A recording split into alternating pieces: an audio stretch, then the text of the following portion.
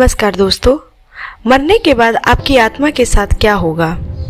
अनीता की स्टोरी में आपका बहुत बहुत स्वागत है। फिर से कल्पनाओं से भरे इस सवाल का जवाब कहीं और नहीं बल्कि हमारे धर्मशास्त्रों में एक गरुड़ पुराण में दिया गया है, जिसमें बताया गया है कि जिस समय किसी की मृत्यु होने वाली होती है उस समय वह बोलने की बहुत कोशिश करता लेकिन बोल नहीं पाता। कहा जाता है कि बढ़ते समय के साथ उसकी बोली और सुनने की शक्ति भी खत्म हो जाती है और तो और उसके शरीर से अंगूठे के बराबर आत्मा निकलती है, जिसे कोई और नहीं बल्कि खुद यमदूत पकड़कर यमलोक ले जाते हैं।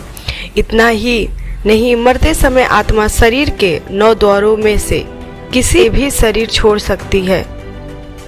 लेकिन सोचने वाली बात यह है कि शरीर की आखिरी वह कौन सी जगह होती है जिससे अपना पूरा जीवन सिर्फ अपने और अपने परिवार के लिए ही सोचा हो, जो जन कल्याण के लिए नहीं, सिर्फ पैसे कमाने में ही लगा रहता है। इसके प्राण उस अंग से निकलते हैं। कहा जाता है कि यह लोग वो भी होते हैं जिसके मन में हमेशा गंदे विचार भी रहते हैं।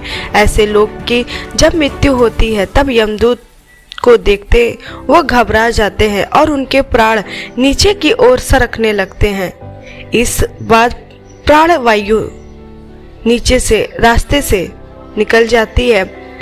प्राण वायु 7 अंगूठे के आकार का एक दृश्य जीव निकलता है। यमदूत उनके गले में फांस बांध देते हैं और अपने साथ यमलोक लेकर जाते हैं। इस तरह की मृत्यु पापी व्यक्ति की मानी जाती है। वही लोग जो दुनिया में की मोह माया में फंसे होते हैं और उनके अंदर जीने की तमन्ना बहुत ज्यादा होती है, इसके साथ ही परिजनों की ओर मोह होता है। ऐसे लोगों की जब मौत आती है तब उनके आंखें काम करना बंद कर देती है, साथ ही साथ कानों से सुनाई भी नहीं देता है और वह चाहकर भी किसी और से बोल नहीं पाता है। ऐसे लोग परिवार से जुड़े मोह के धागों के चलते अपने प्राण नहीं छोड़ पाते हैं। इसके बाद यमराज के दूत को आंखों बलपूर्वक उसके प्राण निकालने पड़ते हैं। इसके वजह से उनकी आंखें पलट जाती है। दोस्तों, गरुड़ पुराण में उन लोगों के मौत के बारे में बताया गया है जो आजीवन धर्म के रास्ते पे चलते हैं।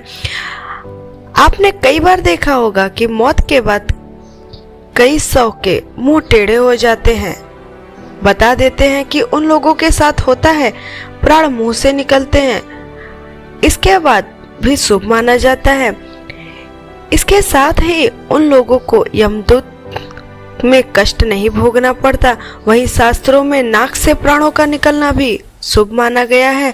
गरुड़ पुराण के वायु मुताबिक कई लोगों के प्राण निकलते हैं जिन्होंने परिवार में रहते हुए सारे फर्ज निभाए और मन को वैरागी बना लिया हो। वही अगर हम मौत से पहले की बात करें तो सबसे पहले आत्मा शरीर से निकलकर कुछ देर तक बेहोश की हालत में रहती है।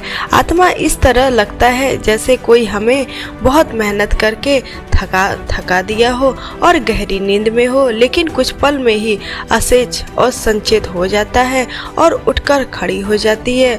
और तो और शरीर में आत्मा निकलती है तब शरीर को कुछ समय तक कुछ पता नहीं चलता कि वह शरीर से अलग है या उसी व्यवहार में करती है जैसे शरीर में उठते हुए उसका व्यवहार था, जिससे आप बाद आत्मा अपने सगे संबंधी को आवाज देती है पर वह सुन नहीं पाते, जिसके चलते आत्मा बहुत बेचैन हो जाती है और छटपटाती है, लोगों से रहती है, छटपटाहट होने लगती है।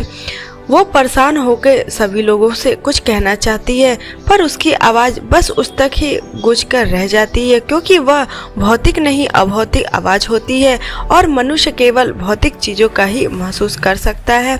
इतना ही नहीं, शरीर के मृत हो जाने पर आत्मा अपने परिजनों को रोते बिलखते देखकर दुखी होती है और खुद भी दुख में परेशान होकर रोती है, लेकिन उसके बस में कुछ नहीं होता है। वह लाचार होकर सब कुछ देखकर अपने जीवन काल के किए कर्मों को याद करके सुखी होता है।